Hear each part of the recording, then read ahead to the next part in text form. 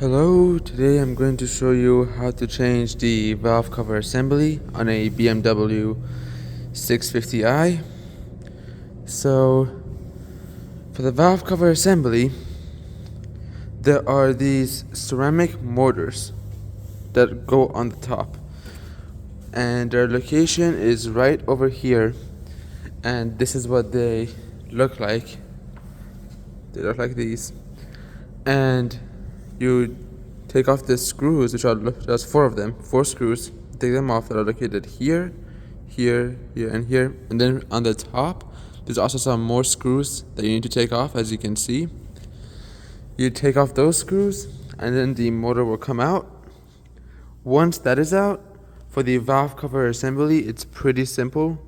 There's one screw here, one there, and it just goes all the way across. You take off those screws, and then the valve cover assembly should come off. That's for the passenger side.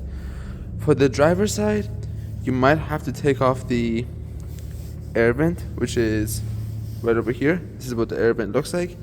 You might have to take off the air vent, which is over here, and once that is taken off, you have more room for the valve cover assembly. Make sure you disconnect the gasoline line that goes over here, so that way it's not in your way and you don't rupture it on accident. There's also some tubes that you need to disconnect on this side as well, so you have more room to take off the valve cover assembly. But after that, and when you take off the screws, you should be able to take off the valve cover assembly fairly easily. Just remember, make sure you take off the motor, obviously, and that's practically how you change it on a BMW 650i. And both sides, in terms of process, they're kind of the same, just the driver side is a bit more difficult. So just whatever you do on this side, like I said, take off the motor, then take off the screws, then the valve cover assembly can get taken out. Once you do that, replicate the same thing on the driver's side, but make sure you take off the spark plugs, the ignition coils, sorry. Make sure you take off the ignition coils, which are in these holes.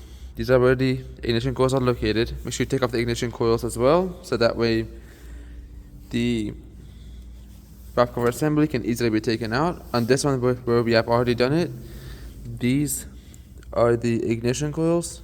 This one, that one, that one, and that one. This is a V8, so there's 4 on this side and 4 on that side. Make sure you take them off.